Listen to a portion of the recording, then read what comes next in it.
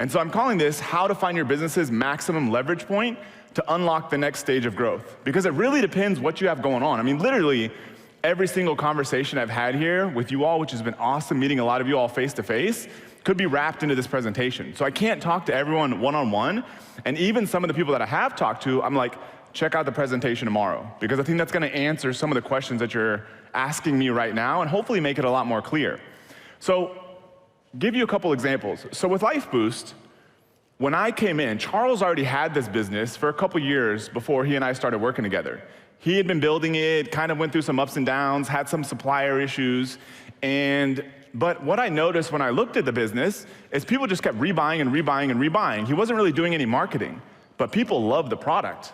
And so the problem is he wasn't getting any new customers. And so the thing to solve for him was not the product was great, was not the back-end marketing and stuff, because he's amazing at that stuff. It was really figuring out how to get new customers in the door. So that was the piece that business needed. When we acquired the majority interest in Zoof, who was created? I seen Brandon in here somewhere. Where's Brandon at? Oh, Brandon's right here. He is the original founder of Zoof, so give Brandon a hand. He's very embarrassed right now. So when we partnered with him and acquired majority interest in Zoof, the thing with that business, super high quality, very well built. He basically built the entire thing himself, very well built. It was missing a few features, because it had a lot of stuff other people had, but it needed something unique. So it needed a little bit of tweaking on the product side, then the traffic. So if we had tried to just start dumping traffic on this thing before we tweaked the product, before we had something interesting to talk about, we probably wouldn't have gotten hardly any growth. So that was the sort of leverage point for that business, a little bit of product tweaking before dumping on the traffic. I see so many people that are just beating Facebook ads to death, beating Amazon ads to death, but their product isn't quite there yet.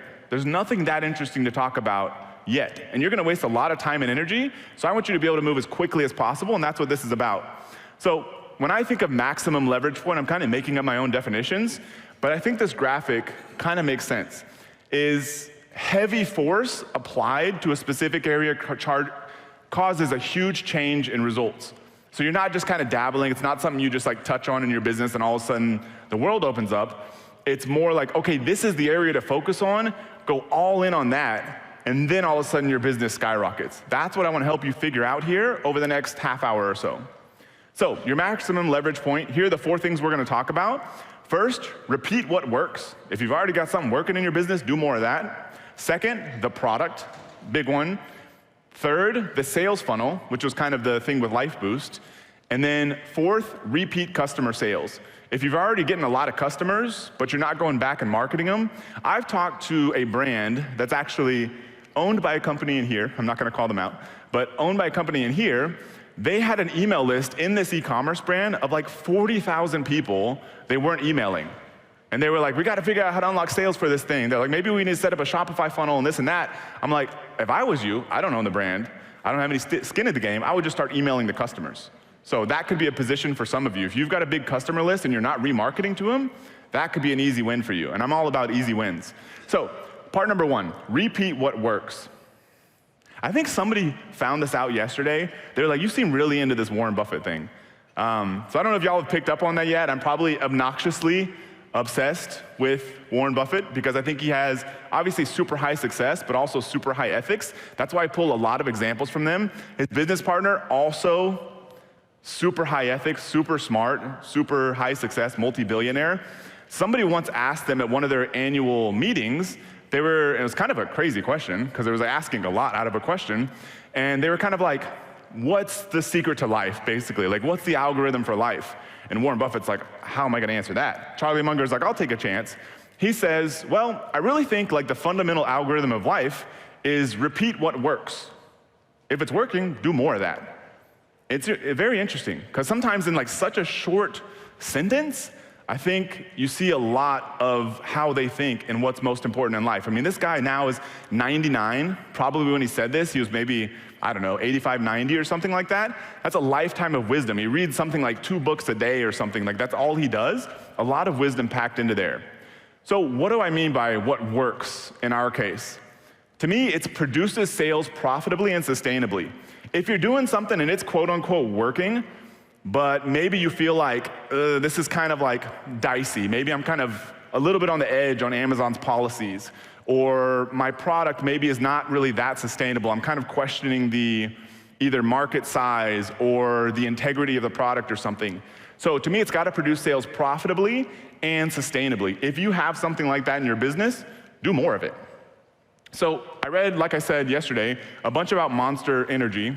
They found out that a lot of people were buying these energy drinks. Even before they launched Monster, it was actually under Hansen's Energy Drink. That used to be the old name of the corporation. But they found out people were just buying these energy drink things. So what did they do? They started creating more energy drink brands. And then once they found Monster was working really well, they just created tons of variations. All kinds of different flavors, sort of different angles in some of these. The ones Rehab and the rest are all kind of different flavors. So lots of different kind of variations of the same product, and their business just exploded. So if you find something working on your product side, do more of that thing. Like we've got a guy we're working with that he has a product that's selling really well, and he could go out there, completely different market would be the extreme example, completely different kind of product in the market. But I'm like, if I was you, I'd probably just create another variation of the same product. Rather than going out there and getting super complicated, because it makes your life so easy. You can use probably the same supplier, and if you're like, hey, literally just give me another color or a slightly different variation, that can be the easiest way to unlock growth in your business. Forget everything else. You don't have to do anything else if you feel like you can do that in your business. Now, if it's working, do more of it. So I was once talking with a guy recently, a few months ago, in our mastermind, and he said he's very big on Amazon, sells probably 95% of his sales on Amazon right now, does over $2 million a year, and he was like, Matt, he's like, if you were in my shoes, he's like, how would you take my business from $2 million a year to $10 million a year? Because that's our goal with that group, is to get everyone to 10 million plus a year, that it's doing somewhere in the 7 figures. He's like, what would you do? And I'm like, well, I've talked with him, I kind of knew a little bit about his business. I was like, if I was you, you seem to have this Amazon thing figured out. You're selling a product that's like, okay kind of market, a little bit of ups, little positives and negatives. But I'm like, from what I could tell, you're not really at a risk of getting your account suspended or anything like that. I was like, how much would it cost for you to get a new product live on Amazon? He's like, I don't know, like 5 to 10 grand. And I'm like, how much revenue do you think that could produce? And he's like very analytical, so he knows his market, knows his space. He's like, oh, it could probably do at least an extra couple $100 grand a year. And I'm like, do more of that. You could do all the Shopify stuff. As much as I want to push you into be omni-channel and all that kind of thing, if I was you, maybe I would spend 10, 20% of my time on that. I'd spend the other 80%. As long as I didn't think I was taking any crazy risk, remember, profitably and sustainably, I would just do more of that. If you got something like that working, do more of that stuff.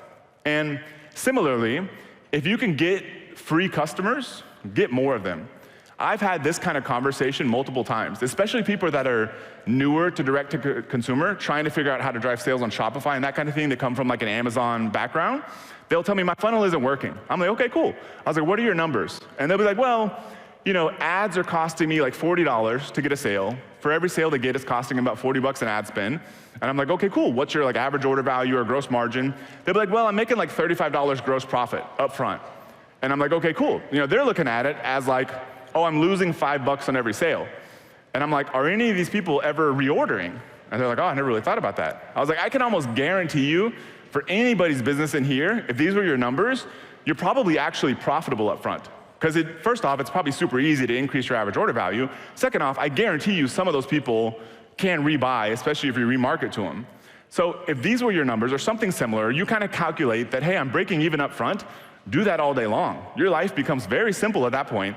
Your life is literally just give Facebook or whatever ad platform more money. If I had these numbers and I knew people were rebuying, I kind of like calculated lifetime value, I would just keep giving Facebook more money every single day until those numbers start to deteriorate. Then you have different issues. You gotta maybe figure out ads, etc. But until you get to that point, don't do anything else. What I hear a lot of times, people in this case, they'll be like, I need to add new products, or I need to figure out Walmart, or something like that. I'm like, no. Just give Facebook more money, get more customers for free, worry about all that stuff later.